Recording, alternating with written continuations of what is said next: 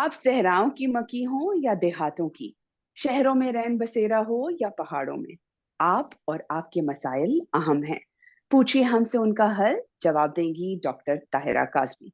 हमारे राब्ता नंबर है 0333 0194 726। और अगर आप हमें ईमेल करना चाहते हैं तो हमारा ईमेल आईडी है करें बातें@axresearch.com।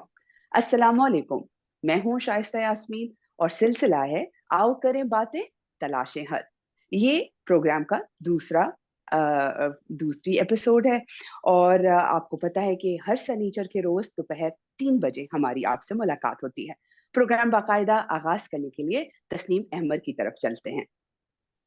बहुत शुक्रिया शाइस्ता। वालेकुम सलाम सबको। अम, दूसरा है हमारा आज का एपिसोड, और पहला जो था उसमें बहुत सारे लोगों ने, आपने ही मुझे बताया था कि बहुत सारे लोगों का फीडबैक आया था कि तशनगी रह गई, सवालात के जवाब नहीं मिले। बहुत एक जनरल सा प्रोग्राम था, तो जाहिर है कि पहला प्रोग्राम था तो जनरली होना था। हमें एक फीलर देना था कि किस चीज पे हम बात करेंगे और क्यों हमने डॉक्टर ताहिरा का कीमती वक्त जो है वो लिया है। और वो इसलिए ताकि जो उनकी महारत है, जो उनकी इस्तेदाद है, वो मतलब उससे बहुत ज्यादा बढ़ के वो हमें सवालात के जवाब देती हैं। और मेरा ख्याल है कि ये प्रोग्राम जिन्होंने देखा है वो आगे तक पहुंचाएं इसको, ताकि जो मालूमात डॉक्टर ताहिरा हमें दे रही हैं और जिस अंदाज से दे रही हैं वो कन्वेंशनल नहीं है, वो रिवायती नहीं है, वो जरा हटके है। शायद लोगों को इसमें कहीं कहीं पे मसाइल भी आए, कहीं कहीं पे उनको इखलाकी तौर पे शायद लगे कि ये सही नहीं है, क्योंकि हमारे अखलाकियात जो है वो बड़े कमजोर हो जाते हैं अक्सर जगहों पे, खासतौर पे जहाँ पे खवातीन का जिक्र आता है। मैं ताहिरा की जानिब ही चलूंगी और उनको खुशामदीद कहूंगी कि थैंक यू। उन्होंने हमें ज्वाइन किया। ताहिरा, दो तीन चीजें जो मेरे जहन में आई थी आपके रिसेंट जो तहरीरें हैं उनको पढ़ के, और अभी जो कुछ पाकिस्तान में कुछ चीजें हुई हैं। हमारे यहाँ इस्लामाबाद में एक लड़की का रेप हुआ F9 पार्क, जो बिल्कुल बिल्कुल मेरे अपार्टमेंट के एन ऑपोजिट है। फिर रिहाड़ी में एक बस, चलती बस में एक लड़की का रेप हुआ। फिर ये इत्तला आई कि जी एक यूनिवर्सिटी में तालिबात को कह दिया गया है कि वो क्लासरूम्स में रहें, वहां से बाहर ना निकले, ताकि किसी भी नाखुशगवार वाक़े से बचा जा सके। जी, उसके रेप बाद, यानी के हाँ, हाँ, उसके बाद एक खबर आई कि किसी साहब ने कोई तहकीकी रिपोर्ट शायर की है या बताया है, और उन्होंने बड़े वसूख के साथ कहा है कि जी मैं आपको बता रहा हूँ कि लाहौर के निजी जो हॉस्टल्स हैं यूनिवर्सिटीज और कॉलेजेस के, उसमें 90%, मतलब उन्होंने बाकायदा ये बताया, 90% लड़कियां नशा करती हैं और सेक्स। उफ अब उफ मुझे तो मतलब उफ। ये चीजें मेरे दिमाग को उन्होंने हिला सा दिया है कि आप औरत को उफ। कहाँ ले जा रहे हैं। और बिला मतलब उन्होंने कौन सा सैंपल साइज लिया था, कितनी लड़कियों से बात की थी, कितने वालिदैन से बात की थी। सो हर जगह पे हमारा जो ये जो कुल्हाड़ा है वो औरत पे ही जाके गिरता है कि औरत को बंद कर दो। तो भाई रेप मर्द कर रहे हैं ना, तो उनको क्लासरूम में मर्द बंद। को बंद करना चाहिए ना। असल बात हाँ, यह है तस्नीम के औरत मिल्कियत है। पहले हर बंदा ये बात समझ ले कि औरत इज कमोडिटी, पोजेशन, जिसको हमने वो जो बाहर जो कोई भी फिर रहे हैं, मैंने इस बारे में लिखा भी था, औरत बू करते हुए, वो जहां भी औरत बू सूंघते हैं, वो जो हम बचपन में कहानियां नहीं पढ़ते थे, आदम आदम बू। बू, कि वो जिन आता था और वो शहजादा कहीं कोने में छुपा होता था, तो वो घुसते ही कहता था आदम बू आदम बू। और वो जो उसकी शहजादी, उससे जिसको कैद किया होता था, वो कहती थी नहीं कोई भी नहीं, मैं हूं यहाँ पे।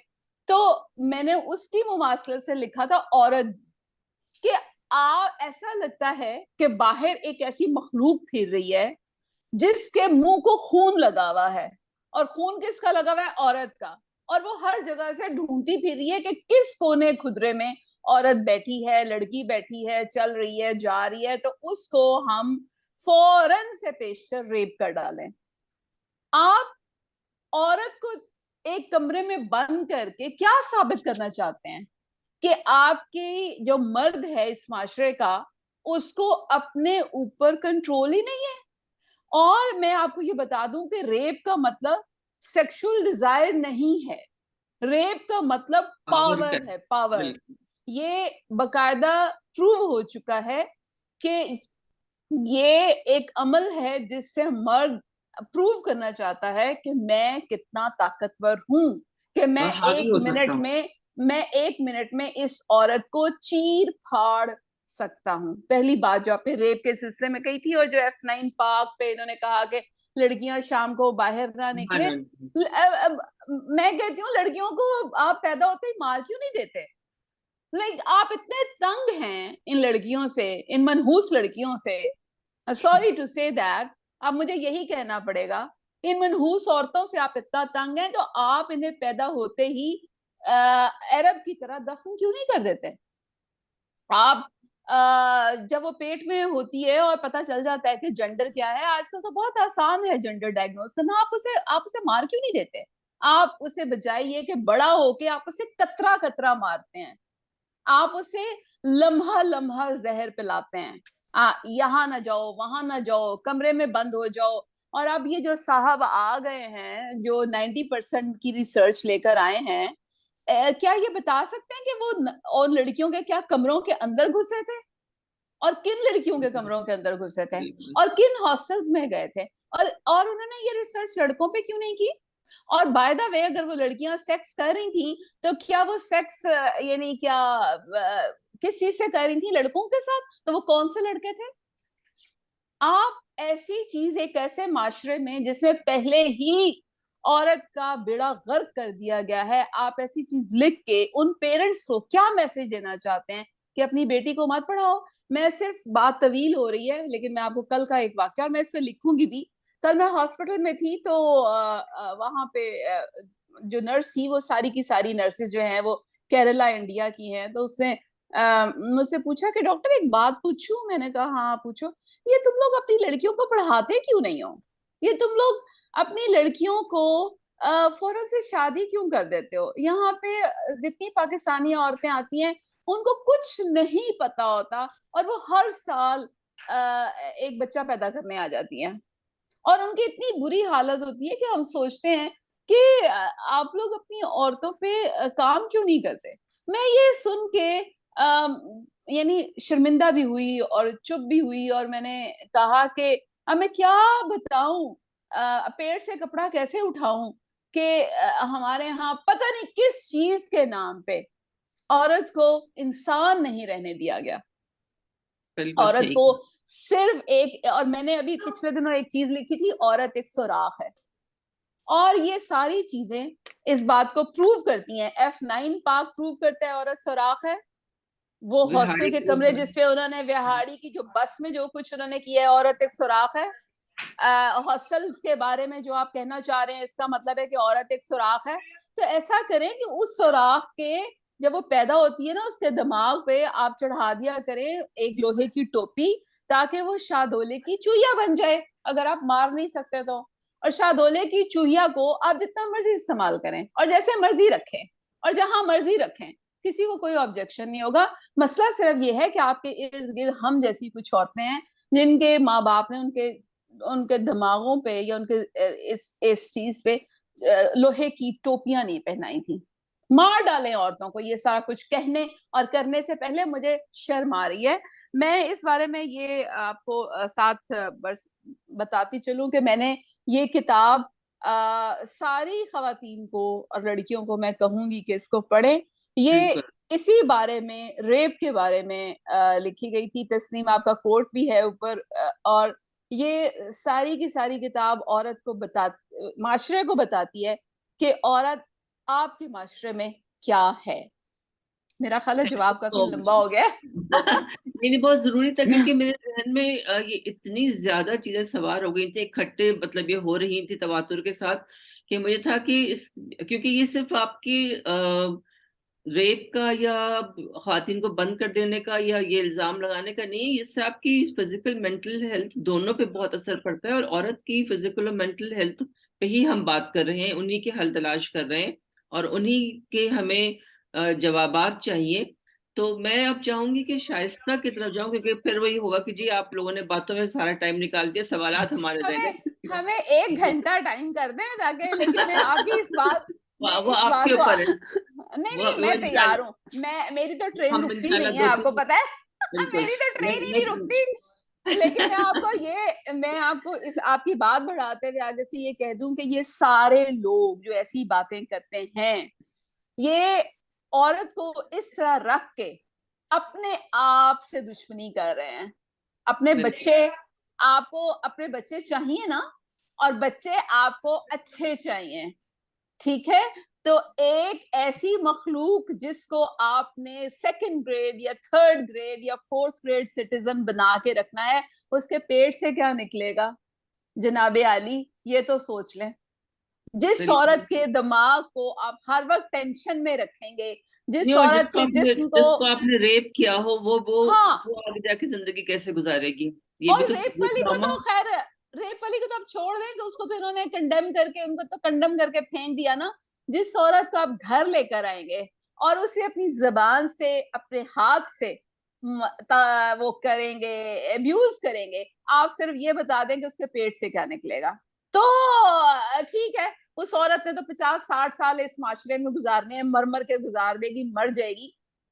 आपको फर्क पड़ेगा कि आपकी अगली नस्ल, जिसके बारे में आप बूढ़े होके या किसी तरह प्राउड फील करना चाहते हैं कि मेरा बच्चा ये, तो मेरा बच्चा वो, बेफिक्र है, आपका बच्चा जो है वो अपनी माँ का परतो होगा और उसमें कुछ नहीं होगा।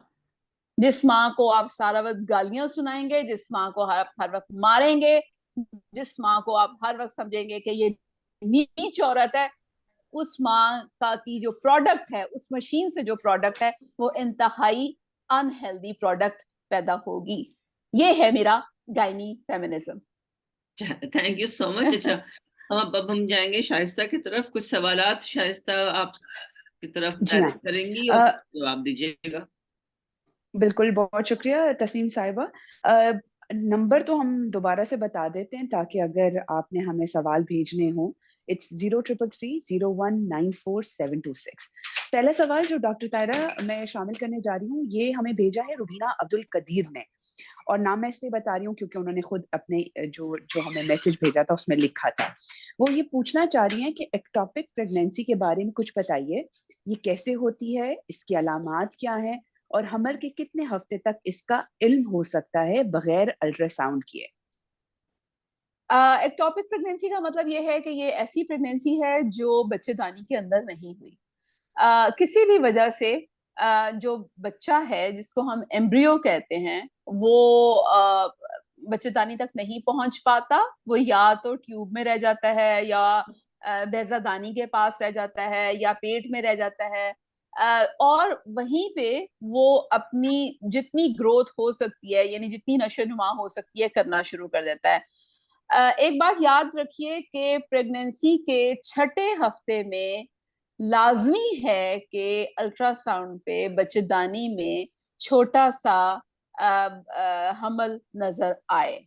अगर छठे हफ्ते में नजर नहीं आता, और इसका मतलब ये है कि ये प्रेगनेंसी नॉर्मल नहीं है। अल्ट्रासाउंड किए बगैर अगर आप डायग्नोज करना चाहते हैं, तो एक हार्मोन है जिसका नाम है बीटा एसीजी।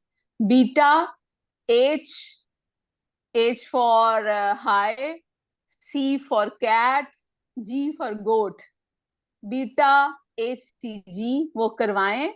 उसके करवाने से बहुत हद तक पता चलता है कि ये टॉपिक प्रेगनेंसी है, लेकिन उसकी इंटरप्रिटेशन डॉक्टर ही कर सकते हैं। तो इसलिए आपको या तो अल्ट्रासाउंड कराना लाजमी है, या बीटा एसीजी करवाना लाजमी है।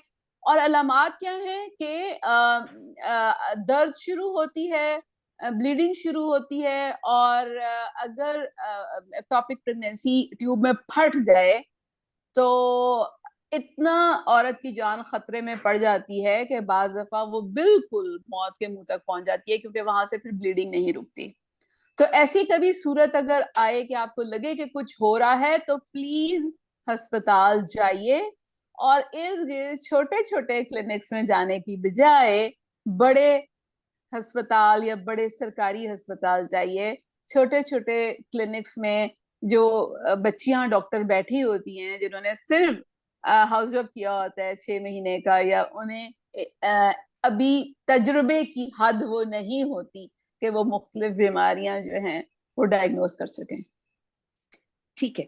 अच्छा डॉक्टर तारिस साहिबा, एक और सवाल जो कि इसी से मिलता जुलता है, उन्होंने अपना नाम नहीं बताया, लेकिन वो लिखती हैं कि वो फेसबुक पर आपकी हर पोस्ट पढ़ती हैं। उनको ये पूछना है कि प्रेगनेंसी रोकने के लिए कौन सी टैबलेट यूज करूं जिनका ज्यादा साइड इफेक्ट ना हो। अच्छा, एक तो मैं ये तय करती चलूं कि ज्यादा साइड इफेक्ट और कम साइड इफेक्ट ये बहुत मैं सुनती हूँ, और मैं हर किसी से पूछती हूँ कि मुझे बताइए, शाइस्ता मैं आपसे पूछती हूँ, ये बताइए गाड़ी चलाने का साइड इफेक्ट क्या है, यानी सड़क पे गाड़ी चलाने का। एग्जैक्टली वो तो अब नहीं, आपके ऊपर आप डिपेंड बता कर। दें, आप बता दें गाड़ी चलाने का क्या साइड इफेक्ट है। सबसे बड़ा देखिए हरासमेंट जो है वो ज्यादा हो जाती है। नहीं, एक्सीडेंट। जी हाँ। गाड़ी जब आप लेकर आएंगे सड़क पे तो एक्सीडेंट का हर वक्त खतरा है। और जहाज में बैठने का क्या साइड इफेक्ट है? क्रैश होने का। क्रैश। क्रैश इस्लामाबाद में भी हुआ था, कराची में भी हुआ था। लेकिन आप क्रैश होने का साइड इफेक्ट इग्नोर करके और ट्रैफिक एक्सीडेंट इग्नोर करके अपने बेनिफिट के लिए गाड़ी भी चलाते हैं और जहाज में भी बैठते हैं। इसलिए प्यारी बेटी, हर दवाई का साइड इफेक्ट होता है, लेकिन उसका इफेक्ट उससे कहीं बड़ा होता है। तो ये जो आप लोग बीच में साइड इफेक्ट पढ़ते हैं ना कागज निकाल निकाल के, ये बिल्कुल गलत बात है। और जितनी कॉन्ट्रासेप्टिव पिल्स अवेलेबल हैं, यास्मीन है, अब मुझे पाकिस्तान में बहुत सारे नाम नहीं पता, लेकिन ये है कि आप अगर मेडिकल स्टोर पे जाएं तो एक लाइन लगी हुई है कॉन्ट्रासेप्टिव पिल्स की, और आप उनमें से कोई सा भी ब्रांड ले सकती हैं। और वो उनके साइड इफेक्ट्स अगर थोड़े बहुत होते भी हैं तो आपने उसके 90% इफेक्ट्स के लिए 10% साइड इफेक्ट्स को इग्नोर करना होता है। अच्छा। ठीक है। तीसरा सवाल हम शामिल करते हैं। वो सिर्फ एक ही लाइन में उन्होंने ये सवाल किया है कि एग कैसे मैच्योर हो सकते हैं। ये एक बहुत डिटेल में जवाब, मतलब जवाब इसका चाहिए, क्योंकि उन्होंने कोई केस हिस्ट्री नहीं बताई। एग नहीं। मैच्योर खुद ब खुद नहीं हो सकते। अगर आपको प्रॉब्लम है इमेच्योर एग्स का और प्रेगनेंसी नहीं हो रही, उसके लिए दवाइयां चाहिए इनफर्टिलिटी कंसल्टेंट के अंडर सुपरविजन, क्योंकि कुछ दवाइयां कितनी मिकदार में देनी चाहिए और कब कब देनी चाहिए वो सिर्फ डॉक्टर डिसाइड करता है। तो एग मैच्योर हो सकता है, लेकिन दवाइयों के साथ, किसी भी हकीमी पुड़िया से नहीं और किसी भी और नुस्खे से नहीं। मैं जल्दी जल्दी जवाब दे रही ठीक हूँ ताकि हम है। ज्यादा लोग एक और कवर करें। सवाल है और जी हाँ, ऐसा ही है। और अच्छा एक और है, ये भी एक लाइन में है। वो कह रही है कि वीएफ के बारे में रहनुमाई फरमाएं। ये आईवीएफ है। आईवीएफ है या वीएफ आईवीएफ है? नहीं, आईवीएफ का मतलब होता है आईवीएफ इन के विट्रो बारे फर्टिलाइजेशन, और आईवीएफ जिसे हम उर्फे आम में टेस्ट ट्यूब बेबी कहते हैं। और ये जिन लोगों की प्रेगनेंसी नहीं हो पाती और उन्हें जाहिर है बच्चा हर किसी को चाहिए होता है शादी के बाद, बल्कि जरूरी चाहिए होता है। बहुत कम लोग ऐसे होते हैं जो कहते हैं, बहुत कम शायद होते ही नहीं है जो कहते हैं नहीं बच्चे नहीं चाहिए। तो आईवीएफ टेस्ट ट्यूब जो है बच्चा, ये एक लंबा प्रोसेस है। और इसके बारे में तस्लीम मैं गुजारिश करूंगी कि हम एक डिटेल प्रोग्राम करें ताकि हम पाकिस्तान में गली गली खुले हुए आईवीएफ सेंटर्स पे रोशनी डालें। लोगों ने इसे आईवीएफ को कारोबार बनाया है। एक आईवीएफ साइकिल जो है वो 5 से 6 बल्कि 7 लाख तक जाता है, और उसमें ऐसे लोग बैठे हुए हैं करने के लिए जिन्होंने प्रॉपरली अब्रॉड जाके कभी ट्रेनिंग नहीं ली। अब्रॉड का नाम मैंने इसलिए किया कि पाकिस्तान के सरकारी अस्पतालों में टेस्ट ट्यूब बेबी की फैसिलिटी मौजूद नहीं है। सरकारी अस्पतालों में जो कोई भी स्पेशलाइज करेगा उसे आईवीएफ करना नहीं आता होगा। उसके लिए आप बाहर जाके ट्रेनिंग लेते हैं। लेकिन पाकिस्तान में क्या हुआ है आजकल के लोगों ने छोटे छोटे कोर्सेज किए हैं और उन छोटे छोटे कोर्सेज के बाद अपने आईवीएफ सेंटर्स बना लिए हैं, और लोगों को चूंकि नहीं पता कि इसके अंदर क्या कुछ होता है, तो वो जाते हैं, और चूंकि पहले से ही कह दिया जाता है कि गारंटी कोई नहीं है, तो गारंटी नहीं है तो बस ठीक है, फिर आप टेस्ट एंड ट्रायल करें, 6-7 लाख रुपए दें और घर आए।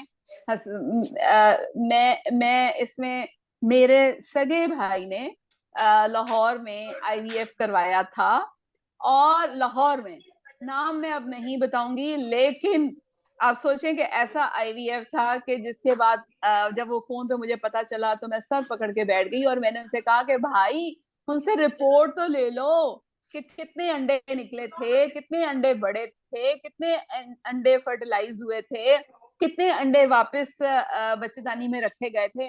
लेकिन उनकी डिटाई की हद देखिए कि चूंकि वो बिल्कुल ही गलत आईवीएफ था, और उन लोगों ने कभी रिपोर्ट नहीं दी, हालांकि रिपोर्ट लेना मरीज का हक होता है जो कि पैसे खर्च करता है। ठीक है, एक और 2 सवाल ऐसे हैं जो कि एक दूसरे से मिलते जुलते हैं लेकिन थोड़ी नोयत डिफरेंट है। एक तो ये कि वो पूछना चाह रही हैं कि मुझे बहुत बदबूदार लिकोरिया होता है, कभी कभी बहुत तेज होता है, जैसे पीरियड्स में, दवा लिख दें। और दूसरा जो है, वो बोल रही हैं कि बदबूदार डिस्चार्ज का मसला है, उनकी उम्र 40 साल है, और वो ये बता रही है कि यूरिथ्रा के इर्द गिर्द खारिश रहती है, जिसकी वजह से उसमें से वक्तन फवक्तन ब्लीडिंग भी हो रही है। तो ये अगर 2 सवाल अगर आप आंसर कर। अच्छा, जो दूसरा वाला सवाल है जिसमें यूरिथ्रा के गिर्द ब्लीडिंग है, और उसमें से वो डॉक्टर को लाजमी दिखाना चाहिए। वैसे तो हर पेशेंट को डॉक्टर को दिखाना चाहिए जो इस तरह की चीजें हैं, लेकिन ये I don't know what are the circumstances. अच्छा, दूसरी बात ये इसलिए मैं उसके लिए यही कहूंगी कि प्लीज गेट एग्जामिन्ड, प्लीज अपने आप को अपना चेकअप कराइए। मैंने पिछले प्रोग्राम में भी कहा था कि हर खातून को हर 2 या 3 साल के बाद अपना पैप स्मेयर कराना चाहिए। पैप स्मेयर बच्चेदानी के मुंह के आगे एक उसको कहते हैं सर्विक्स। प्लीज एक और चीज मैं आपके प्रोग्राम के हवाले से कहूंगी कि खवातीन अपने आप को एजुकेट कीजिए। बहुत सारी चीजों के उर्दू में नाम नहीं है, जैसे कि सर्विक्स का उर्दू में नाम नहीं है, सिर्फ बच्चेदानी का मुंह है। तो अगर आप याद कर लीजिए कि इसका नाम सर्विक्स है, ताकि मुझे हर दफा बच्चेदानी का मुंह ना कहना पड़े, गो के मुझे उर्दू में हर चीज का मतलब मुतबादल आता है।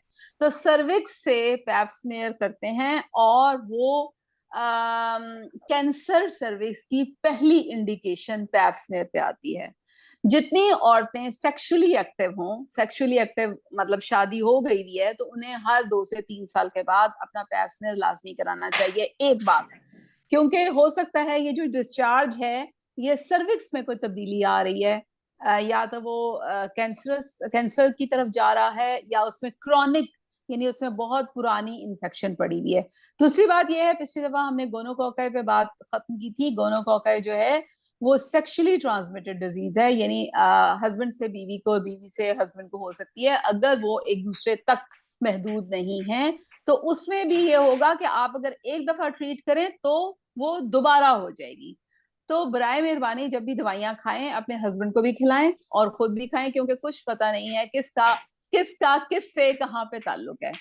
अच्छा, अब मुझे नहीं पता कि मैं इस तरह नुस्खे लिख के दे सकती हूँ यहाँ पे कि नहीं, तस्लीम, बगैर वो देखे जरा बिना। हाँ, अनएथिकल भी हो जाएगा, क्योंकि हम जी नुस्खे तो नहीं, हम सिर्फ उनको ये हल बता सकते हैं कि आप डॉक्टर के पास जाएं, या जो जो चीजें आप तजवीज कर सकती हैं जी। वो हम कर सकते हैं, या पर्सनली अच्छा अगर आपको लिखना चाहे तो आप उसको नुस्खा लिख के भेज अच्छा, सकते दूसरी बात ये है कि मैं सब लोगों से ये कहूंगी कि प्लीज अपना मोटापा जो है वो कम करें। मोटापा एक बहुत बड़ी वजह है आपको इन्फेक्शंस होने की और हाइजीन मेंटेन ना करने की, क्योंकि पाकिस्तान में तकरीबन हर दूसरा बंदा जो है वो डायबिटीज की तरफ जा रहा है, शुगर की तरफ जा रहा है, और शुगर होने का मतलब ये है कि आपकी बॉडी में इन्फेक्शन रेट जो है वो बहुत ज्यादा बार बार बढ़ जाएगा।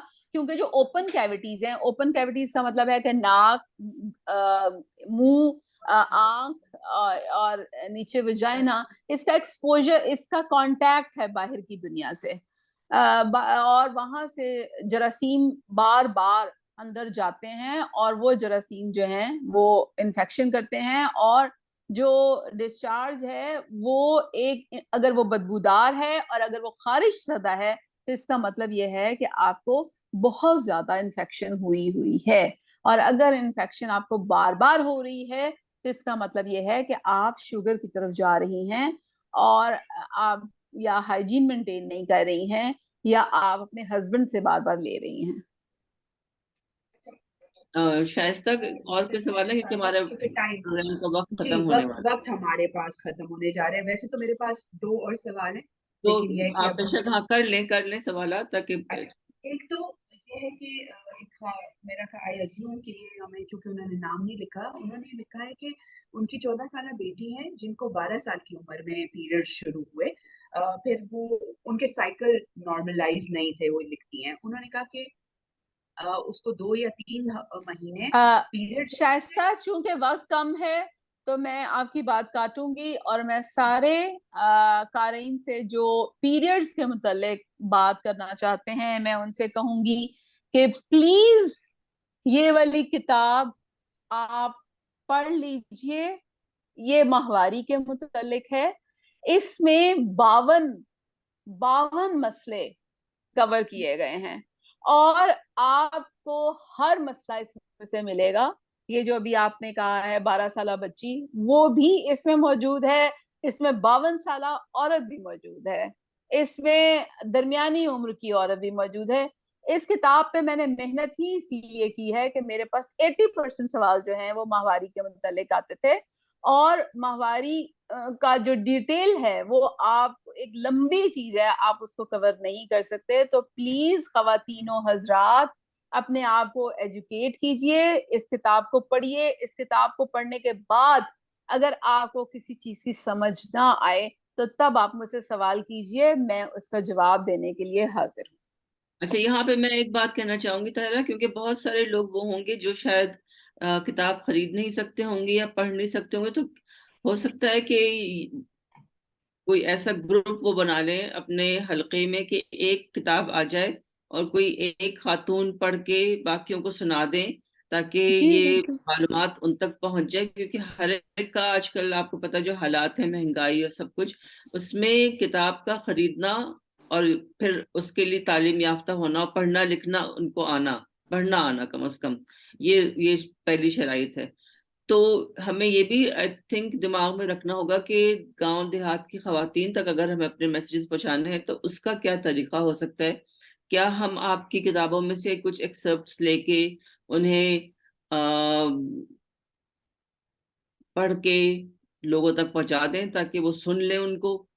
ये भी एक तरीका हो सकता है कि आप ही की किताब में से कुछ एक्सर्प्ट्स लेके हम आपकी प्रोग्राम में उनको पढ़ के सुना दें, ताकि या हम किसी और प्रोग्राम के थ्रू इसको पढ़ के सुना दें, ताकि वो खवातीन, वो हजरात जो पढ़ नहीं सकते या किताब नहीं खरीद सकते, कम से कम वो मालूमात से महरूम ना रहें। जी बिल्कुल ऐसा हो सकता है। वैसे एक बात मैं बता दूं कि किताब की कीमत बहुत कम है, सिर्फ 500 रुपए है, और ये इसीलिए रखी गई थी सिर्फ 500 रुपए के, ये हर किसी तक पहुंच सके। बाकी जो आप ऑडियो कह रही हैं, ऑडियो का मंसूबा बहुत अरसे से मेरे जहन में है। लोग मुझे बहुत कहते हैं कि आप अपनी ऑडियो वीडियोस बनाइए, ताकि जो लोग पढ़ नहीं सकते वो उन तक पहुंच सके। तो हम बैठ के कभी इस बारे में इसको तय कर लेंगे कि क्या किया जा सकता है, लेकिन अभी प्रोग्राम के तवज्जुह से ये कहना जरूरी था कि माहवारी के बिल्कुल। इतने मसाइल हैं, और जो लोग आपको मैसेज भेज सकते हैं, और जाहिर है वो कंप्यूटर यूज कर रहे हैं या स्मार्टफोन यूज कर रहे हैं, मेरा ख्याल ये है कि वो इस हद तक वो कर सकते हैं कि वो एक किताब 500 की खरीद लें और फिर उसे पढ़ के और अपने उसको इर्द गिर्द आम के। करें, फिर तो उसको। डॉक्टर ताहिरा, ये एक साहब का हमें बहुत ही डिटेल्ड क्वेश्चन आया हुआ है, और वो हमें लिख रहे हैं पंजाब के जिला रहीम यार खान से। इनकी शादी जो है वो 2020 नवंबर में हुई थी, और इनकी 11 माह की बेटी है, जिसके बाद उनकी बीवी दोबारा से प्रेग्नेंट हो गई थी, जिनकी उम्र 24 से 25 साल है। वो ये लिख रहे हैं कि अ, फिर उसके बाद उन्होंने लिखा कि उनके बेटे की पैदाइश के बाद ब्लीडिंग नहीं रुक रही, और जो बच्चादानी के पास, मतलब बच्चादानी से बहुत ज्यादा ब्लीडिंग हो रही है। इसके अलावा उन्होंने ये जो ये करवाया था ना, ये दाई से उन्होंने अपना ये केस करवाया था। तो अगर इस हवाले से कुछ उनकी रहनुमाई कर सकें, क्योंकि इस वक्त वो जो मुझे अंदाजा हो रहा है वो ये कह रहे हैं कि मशवरा दे दें कि हम क्या करें। जी शाइस्ता, मैंने ये कमेंट पढ़ा था। इस कमेंट में वो साहब तो प्रोग्राम देख रहे होंगे इसलिए समझ जाएंगे, लेकिन मैं जल्दी से बता दूं कि मसला क्या है। एक तो ये है कि पहला बच्चा पैदा हुआ और उन्होंने कोई कॉन्ट्रासेप्शन नहीं ली, कोई प्लान नहीं किया, और फौरन से दूसरी प्रेगनेंसी शुरू हो गई। उस माँ को संभलने का मौका ही नहीं मिला जिसके जिस्म से पहले एक बच्चा निकला था। यानी बच्चा जो है एक पूरा इंसान बन के निकलता है, और आप समझते हैं कि शायद ये कोई रेडीमेड किस्म की मशीन है कि इधर डालो और हर साल बच्चा तैयार। उन्होंने केस दाई से करवाया और उन्होंने कहा कि पहली दफा भी बच्चेदानी जो है लटक गई थी। अब 22-23 साल की उम्र की बच्ची की बच्चेदानी लटकने का मुझे इसके अलावा और कोई समझ नहीं आ रहा कि दाई ने इतना इनअप्रोप्रिएटली जोर लगवाया कि वो बच्चेदानी जो है वो बहुत नीचे की तरफ आ गई। और अब ये है कि खून नहीं रुक रहा, और उन्होंने कहा है कि जी हमने दिखाया है किसी डॉक्टर को, तो उस डॉक्टर ने कहा है जी अंदर कचरा है और कचरा खुद खुद बाहर आ जाएगा। मुझे ये सुन के इतना बुरा लगा, सुनने में ही बुरा है, कि जैसे औरत की बच्चेदानी ना हो गई, कोई कूड़े का ड्रम हो गया जिसमें कचरा फंसा हुआ है। देखिए आप लैंग्वेज क्या यूज करते हैं। बहरहाल उनको मेरा मशवरा ये है कि खुदा के लिए अपनी बेगम को किसी अस्पताल ले जाएं, किसी अच्छे अस्पताल या प्राइवेट का मैं नहीं कह रही, सरकारी अस्पताल ले जाएं। सरकारी अस्पताल में कम अज कम जो कोई भी बैठा होता है वो थोड़ा बहुत या 50-60% काम जरूर करता है। और तो मुझे ये लगता है कि आंवल जिसे प्लेसेंटा कहते हैं उसका कोई ना कोई पीस अंदर रह गया है, और उस पीस की वजह से ब्लीडिंग मुसलसल हो रही है, और वो जब तक बाहर नहीं निकाला जाएगा ब्लीडिंग होती रहेगी, और इन्फेक्शन का भी बहुत ज्यादा खतरा है। तो ये दोनों चीजें जो हैं ये डिलीवरी के बाद बहुत कॉम्प्लिकेशंस की तरफ जा सकती हैं। तो आप कंसल्ट कीजिए, अपनी कहिए कि अपनी बेगम को कि वो रहीम यार खान के सरकारी अस्पताल में जाके अपना मायना कराएं, और अगर जरूरत है तो अंदर से जिसे हम सफाई या बीएनसी या ईआरपीसी कहते हैं वो करवाएं। जी जी तस्नीम साहिबा। हाँ, मैं बस इस पे यही कहना चाह रही थी कि बहुत सारे सवालात हमारे पास आ रहे हैं, और मैं डॉक्टर ताहिरा की भी मशहूर हूँ कि वो बहुत सहूलत से उनके जवाब भी दे रही हैं, मगर जाहिर है कि हम इखलाकी तौर पे और प्रोफेशनली जो है वो हल उस तरह से मेडिकली हल तजवीज नहीं कर सकते, मतलब दवाएं या इस तरह की चीजें। डॉक्टर तायरा टेस्ट जरूर बता सकते हैं कि फला टेस्ट कर लीजिएगा, फला एक्सरे करवा लीजिएगा, मगर दवाएं जहां तक वो है वो हम स्क्रीन पे नहीं बता सकते, क्योंकि ये शायद अनप्रोफेशनल एक काम हम कर रहे होंगे।